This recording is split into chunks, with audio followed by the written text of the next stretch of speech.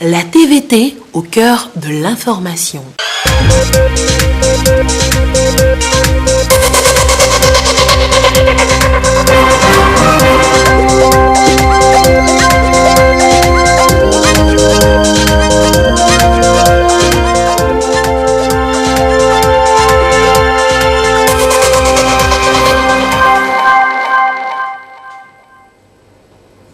Bonsoir à tous et merci d'être toujours au rendez-vous de l'actualité sur votre chaîne. Au sommaire de cette édition, la BOAD et son nouveau patron, Serge Ekoué, a pris officiellement fonction aujourd'hui. L'homme et sa mission, on en parle en début de cette édition. Nous allons marquer une pause avec l'Agence nationale d'appui au développement à la base, ANADEB, pour faire le bilan des activités relevant du projet de sensibilisation et d'appui à la résilience des communautés à la base. Un bilan après 3 mois d'exercice, le volontariat au Togo avec ce nouveau cadre de concertation pour mieux structurer l'engagement citoyen au profit du développement, le nouveau cadre et sa mission tout de suite dans cette édition. Voilà pour le sommet. Place maintenant aux 20h.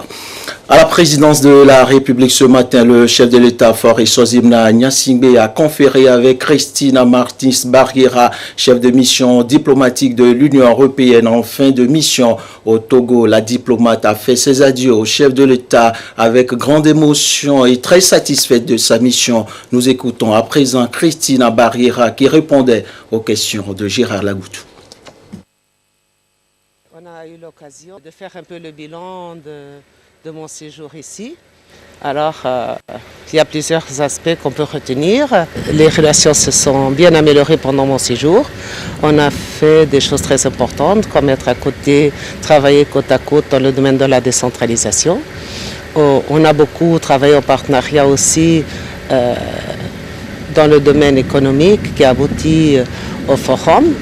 Et il y a beaucoup d'aspects qu'on pourrait mentionner, mais je crois que le bilan est très positif. Si je dois garder un souvenir au niveau personnel, c'est l'accueil. Je me suis toujours très bien sentie ici au Togo, mais je retiens surtout des souvenirs professionnels, disons tout le travail qu'on a fait avec le Togo dans le domaine de la centralisation, dans le domaine économique, dans le domaine politique, de l'amélioration des relations, d'établir de très bonnes relations au niveau politique, économique et avec tous les acteurs. C'est ça que je retiens. Finalement, quand nous sommes en mission, notre vie personnelle est évidemment importante, mais c'est notre vie professionnelle qui doit compter le plus. Et en partant, c'est le bilan de l'activité professionnelle qui, pour moi, compte le plus. Et toujours à la présidence de la République, Serge Ekoué, nouveau patron de la Banque ouest-africaine de développement, a été reçu par le chef de l'État, Faure Sozimna Gnassingbé. Nommé le 18 août dernier, Serge a présenté ses civilités au président de la République avant son entrée en fonction. Nous l'écoutons au micro toujours de Gérard Lagoutou. J'ai pris fonction aujourd'hui en tant que président de la Banque ouest-africaine de développement, succédant ainsi au président Christian Ado-Vélandé. Nous avons ce matin rendu hommage à son très important parcours, très réussi, je dois dire. Et c'est pour moi un honneur que de lui succéder à la tête de la Banque ouest-africaine de développement. Nous avons échangé sur les perspectives de développement. Nous avons fait un bref bilan de la BOAD sur les 20-30 dernières années. Et le chef de l'État a souligné les éléments importants que l'on devait intégrer dans ma feuille de route importante, liée essentiellement au développement de notre région. C'est une réaction du chef de l'État très positive, très enthousiaste, et je dois dire que je suis très enchanté, à la fois enchanté et honoré de pouvoir bénéficier du conseil, de l'appui et du soutien du chef de l'État et de l'ensemble des chefs d'État et des ministres de la zone UEMOA. Je le disais tantôt, nommé le 18 août dernier par le Conseil des ministres de l'Union économique et monétaire ouest-africaine comme nouveau président de la Banque ouest-africaine de développement, Serge Ekwe a reçu les charges de son prédécesseur Christian Adoveland ce matin au siège de l'institution. La cérémonie a été présidée par le président du Conseil des ministres de l'UEMOA, le ministre togolais de l'économie et des finances, Sani Yaya. Le film de la cérémonie dans ce reportage signé Augustin Kossi. Signature des documents administratifs et passation de charges. Après 9 ans à la tête de l'institution communautaire, Christian Adoveland passe la main à son compatriote Serge Ekwe. La cérémonie est immortalisée par une photo de circonstance. Serge Ekwe prend les rênes de la Banque ouest-africaine de développement pour un mandat de 6 ans. Son prédécesseur exprime sa fierté pour le travail abattu durant 9 années. Nous venons de signer les documents de passation de service et selon le déroulé de la cérémonie, je suis dès cet instant l'ancien président de la BOAD. Qu'il me soit permis de vous souhaiter une bien cordiale bienvenue à cette cérémonie de passation de charges entre le président Serge Ekwe et moi-même, malgré vos hautes occupations. Votre présence démontre l'importance que vous accordez à la BOAD, notre institution communautaire de financement du développement. Je ne tirerai pas de secret en disant qu'il m'importait que nous puissions avoir à la tête de notre banque une expertise d'une autre génération, pleinement au fait des us et codes des marchés financiers internationaux et des enjeux du financement du développement. Le choix du profil de Serge Ekwe par la conférence des chefs d'État et de gouvernement de notre Union, sur proposition des plus hautes autorités béninoises, s'inscrit complètement dans ce souhait et c'est heureux. C'est le 18 août dernier, le Conseil des ministres de l'UEMOA, sur avis des chefs d'État et de gouvernement, a approuvé la nomination de Serge Ekwe, un appel que le nouveau président de la BOAD reçoit comme une mission à lui confier par les plus hautes autorités de l'Union. Qu'il me soit permis d'adresser mes sentiments les plus déférents au président Talon pour avoir arrêté son choix sur mon humble personne. Cette gratitude va également à l'ensemble des chefs d'État des pays composant notre Union. J'ai une mention toute particulière, toute spéciale, pour son Excellence le Président Faure et Sozemna Gnassingbé, chef de l'État de la République togolaise, notre pays hôte. Ma nomination est l'expression de la confiance des chefs d'État. Nous devrons collectivement veiller à avoir de l'impact dans nos actions, obtenir des résultats tangibles au service de nos 8 États et du secteur privé.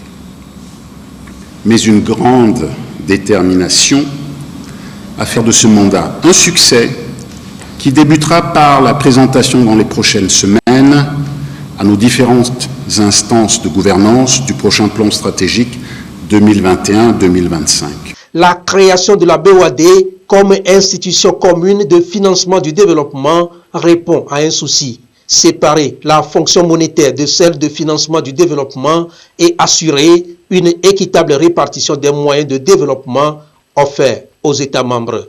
La BOAD devra alors promouvoir un développement équilibré et réaliser l'intégration économique de l'Afrique de l'Ouest. Le président du Conseil des ministres de l'UEMOA retrace le chemin parcouru, les performances réalisées et les grands défis à relever. Monsieur Christian Adoveland, président sortant, au cours des 9 dernières années d'activité, sous votre mandature, la banque a réalisé plus de 2/3 de ses engagements depuis sa création. Le nombre d'opérations financées a considérablement augmenté en passant d'une moyenne annuelle de 21 opérations avant 2011 à plus de 53 opérations en moyenne par an entre 2011 et 2019. Que face aux mutations profondes de l'environnement économique et financier, entraînant des besoins croissants de la part des États membres, confrontés entre autres aux effets néfastes de la crise sanitaire, les interventions de la BOAD sont attendues de tous nos pays. Vos interventions à nos côtés sont attendues pour le développement des infrastructures, pour la disponibilité d'une énergie électrique à moindre coût, pour le plus grand nombre, pour la prise en compte de la digitalisation croissante des économies, pour apporter les réponses appropriées aux effets néfastes des changements climatiques, pour la modernisation de l'agriculture, le financement du secteur privé et la création d'emplois pour les jeunes, entre autres. L'institution aura besoin de plus de ressources, d'innovation, et votre background nous permet d'espérer que vous mettrez toute votre expertise acquise, notamment sur les marchés des capitaux internationaux, à cet effet. Tous ces enjeux seront pris en compte, je n'en doute pas, dans le nouveau plan stratégique 2021-2025. Basée à Lomé, la BOAD est présente dans les 8 pays de l'UEMOA. Elle finance notamment les projets de développement dans le secteur de l'agriculture, de l'énergie, de l'eau, des infrastructures et l'environnement. Le président du Conseil des ministres rend hommage au président Faure Eswazimana Gnassingbé pour sa bienveillance et toute l'attention qu'il accorde à tous les besoins exprimés par l'institution communautaire. La suite de cette édition avec ce communiqué qui nous vient de l'Assemblée nationale. La présidente de l'Assemblée nationale informe les honorables députés que, conformément à l'article 55 alinéa 3 de la Constitution, la deuxième session ordinaire de l'année s'ouvre le mardi 1er septembre 2020 à 10h au siège de l'Assemblée nationale. Communiqué signé de la présidente Yawa Djigbodi Tchegan. En bref, au Mali, après le coup de force, les chefs d'État de la CEDEAO ont réclamé ce vendredi à la junte le lancement immédiat d'une transition civile et des élections législatives et présidentielles d'ici 12 mois en échange d'une levée progressive des sanctions. Le bilan à présent des activités relevant du projet de sensibilisation et d'appui à la résilience des communautés à la base. Après 3 mois d'activité, l'Agence nationale d'appui au développement à la base revoit sa stratégie pour d'autres défis en pleine crise du Covid-19. Compte rendu Augustine Doumé et Sonia Amenikbo. De sensibilisation et d'appui à la résilience des communautés à la base face au choc de la pandémie du Covid-19 arrive à son terme après 3 mois de mise en œuvre. Ici, l'Agence nationale d'appui au développement à la base, ANADEB, fait le bilan des activités menées sur le terrain. De façon globale, nous dirons aujourd'hui que le projet nous a permis d'apporter l'information à une grande majorité de notre population qui vivaient un peu dans l'ignorance ou qui étaient relativement sceptiques par rapport à la pandémie et les mesures barrières. Nous avons pu toucher 126 400 personnes à travers la sensibilisation. Nous avons pu donner 5 360 kits alimentaires à des populations qui étaient dans le besoin. Nous avons pu distribuer 11 000 bavettes. Et nous avons également mis à la disposition de ces communautés 52 dispositifs de lavage de mains. Pour l'ANADEB, au-delà des sensibilisations, le projet a été d'un véritable outil pour les ménages vulnérables, surtout pendant la période d'état d'urgence sanitaire. Le projet était arrivé à point nommé dans certaines communautés, surtout dans certains ménages où les gens avaient des difficultés pour faire face à leur alimentation. Et également même pour faire face aux exigences de la pandémie, dont l'une est le port de masque. Nous avons des kits alimentaires qui sont venus soutenir également certains ménages qui étaient en difficulté pour s'alimenter avec la période où certaines de leurs activités génératrices de revenus étaient au ralenti.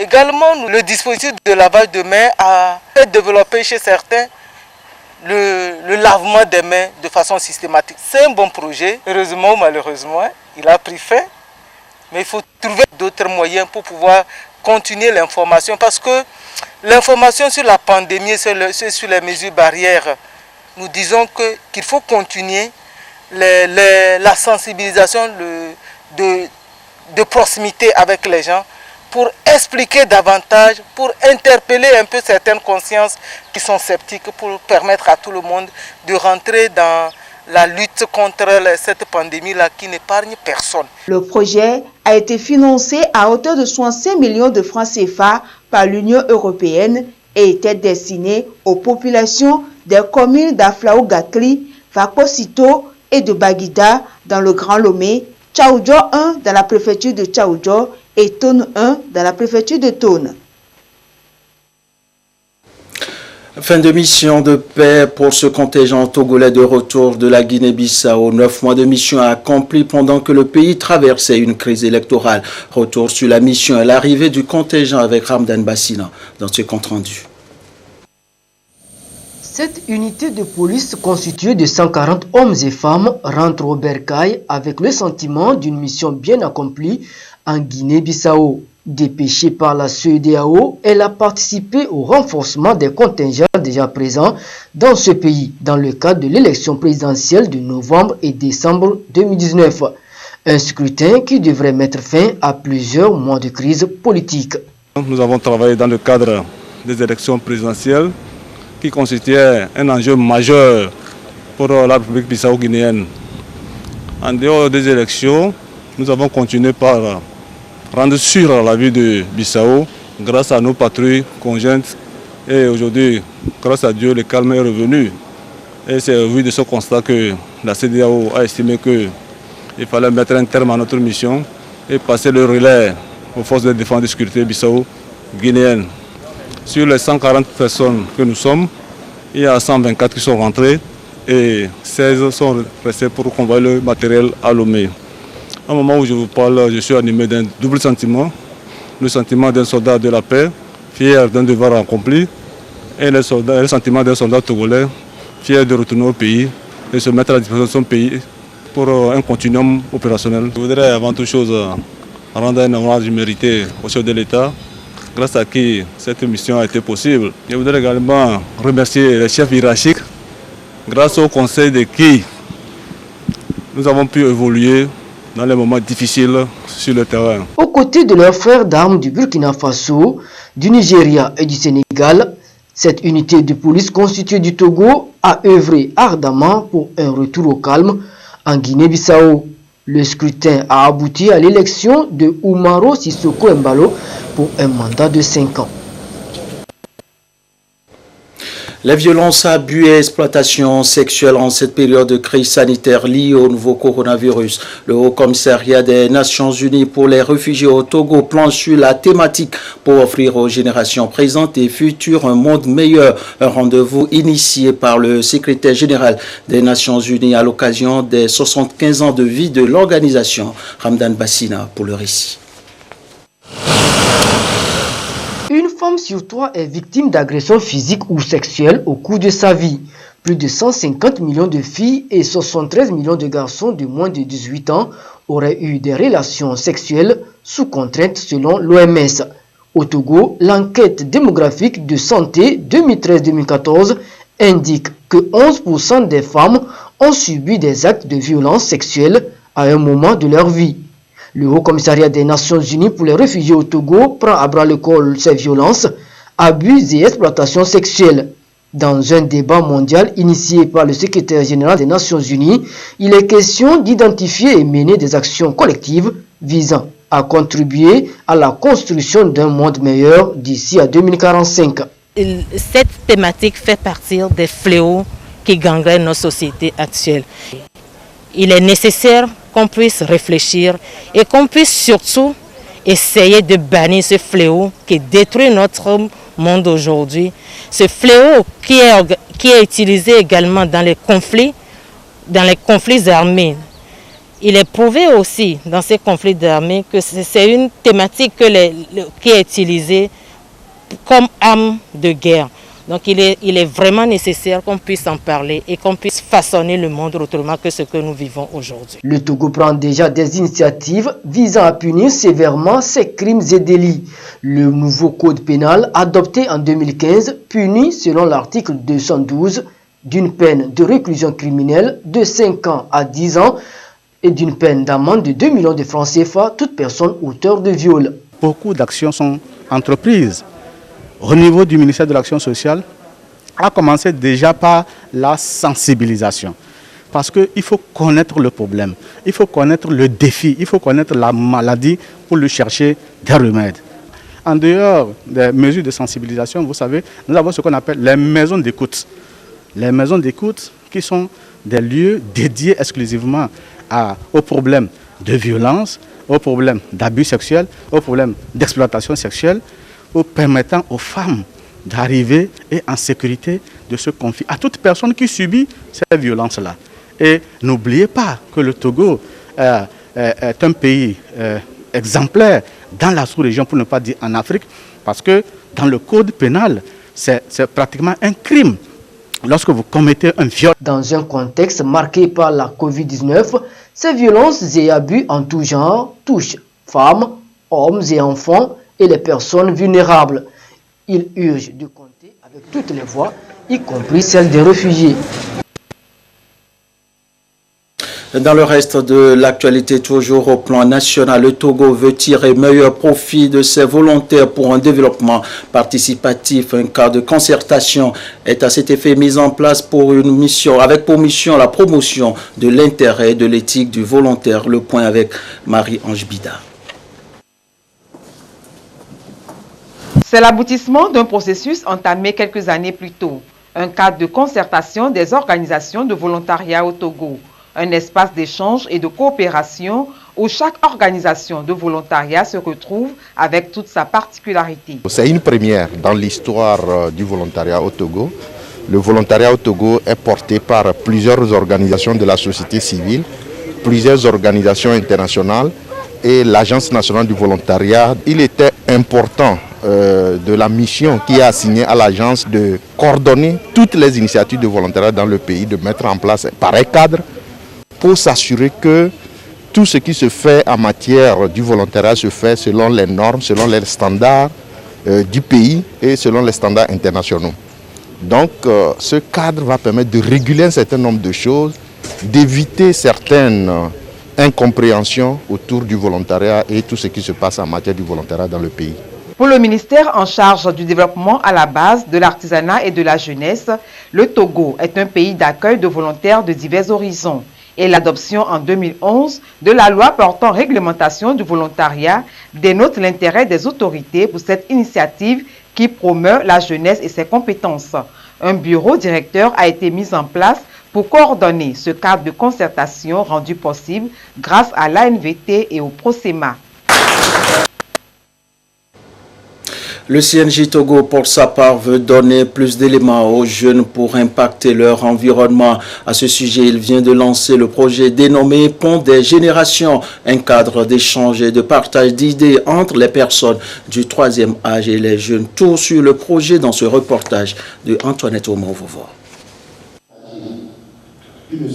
Véritable vecteur de cohésion sociale, l'intergénérationnel est aujourd'hui au cœur des débats sociaux. Il s'agit d'un facteur de mieux vieillir pour les personnes âgées qui favorise la transmission des valeurs, des savoirs entre générations. Nous perdons beaucoup de valeurs et il faudrait les transmettre. Mais à qui les transmettre? C'est à la jeunesse. Il y a des parents qui meurent avec des secrets qu'ils peuvent transmettre, avec des savoirs qu'ils peuvent transmettre à leurs enfants. Mais quand l'enfant n'est pas obéissant, ne veut pas s'approcher de son papa, il ne peut rien lui donner. Surtout en cette matière de tradition et de certains secrets, n'est-ce pas, de vie. Il faut être prêt à recevoir. Être prêt, c'est s'approcher, n'est-ce pas, des personnes âgées pour recevoir. Et pour recevoir, il faut être attentif, il faut écouter. Ce n'est pas dans le bruit, n'est-ce pas, qu'on reçoit. Alors les personnes âgées constatent que maintenant, il y a tellement de bruit que font, n'est-ce pas, les jeunes, à cause de leur savoir, de tout ce qu'ils savent. Mais ça, c'est très bien ce que l'école nous donne à nos enfants. Mais l'éducation vient d'abord de la maison.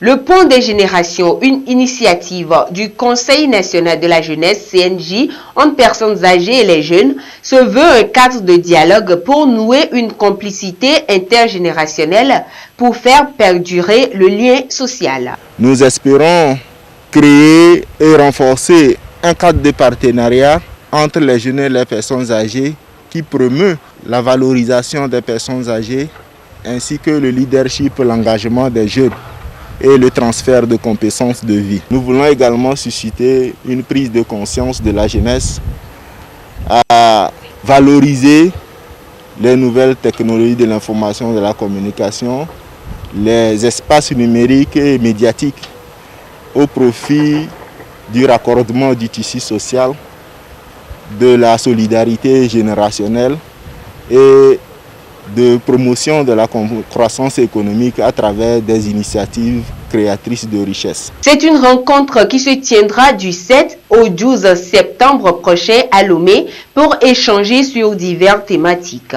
La formation entrepreneuriale des jeunes, l'environnement, l'utilisation efficiente d'éthique.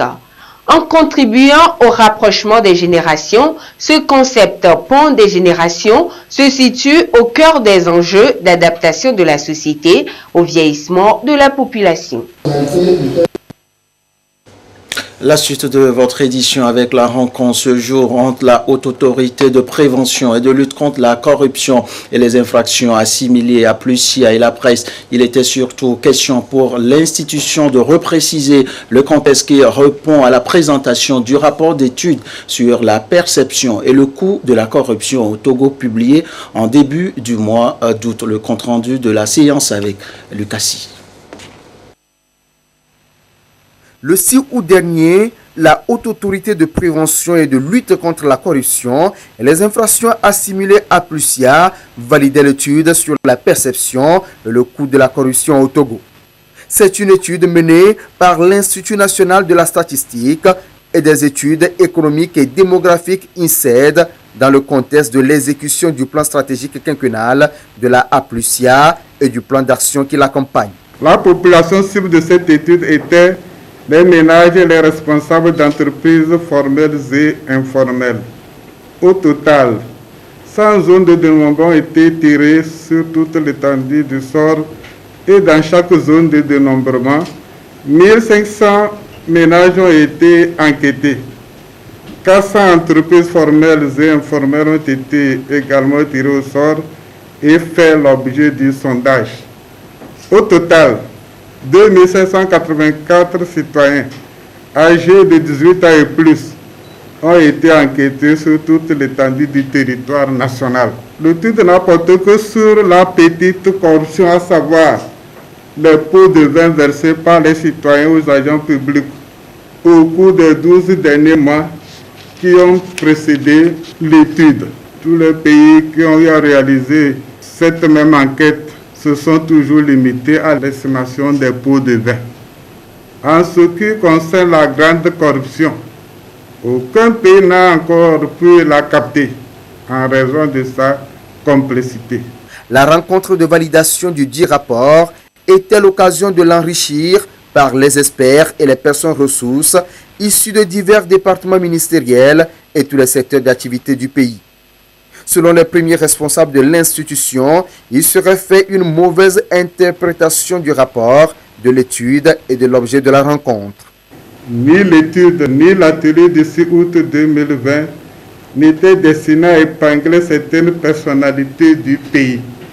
Nous déplorons le mauvais relais médiatique qui en a été fait.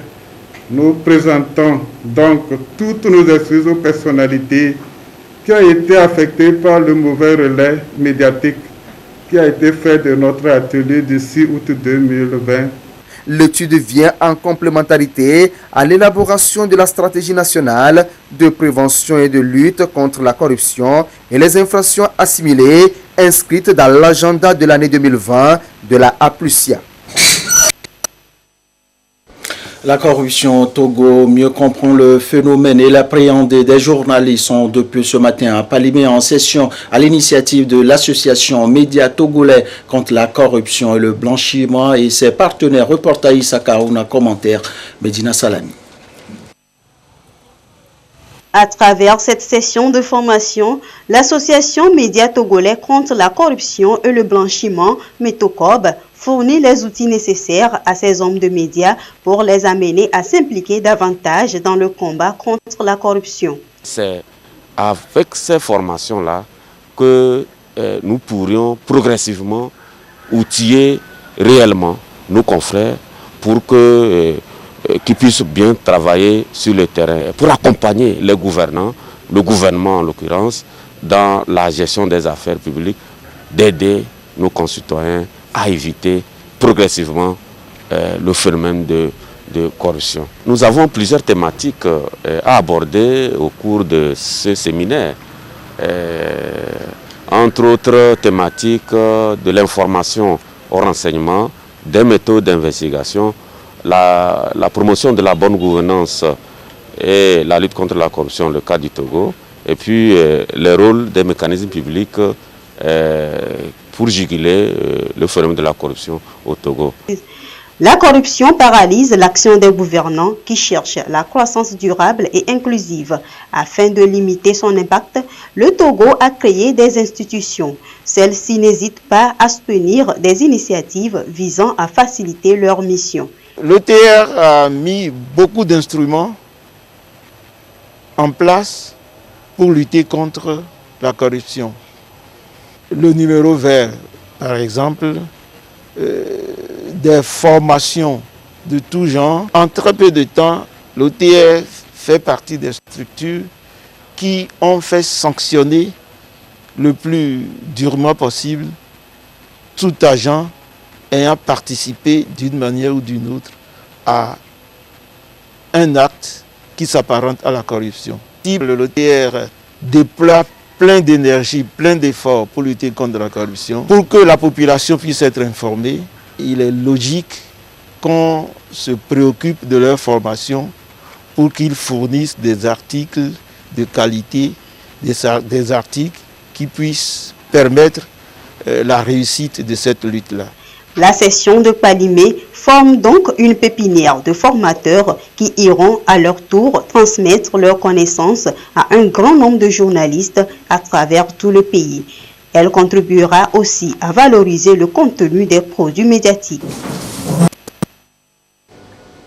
Je vous fais à présent lecture de la situation de la pandémie au nouveau coronavirus à ce jour du vendredi 28 août 2020. Le nombre de cas confirmés est de 1365, 24 nouveaux cas depuis hier. Le nombre de personnes guéries est de 981, 13 nouveaux guéris depuis hier. Le nombre de cas actifs est de 357 et le nombre de décès est de 27. Situation rendue publique ce jour par le ministre de la Santé et de l'Hygiène publique, professeur Moustapha Miji Yawa. La suite avec l'ouverture à Kara de l'antenne du grand nom de l'association togolaise pour le bien-être familial. Avec cette clinique, la TBF pourra aisément répondre à sa mission. Compte rendu de l'inauguration de l'antenne avec Nestor Mouzou.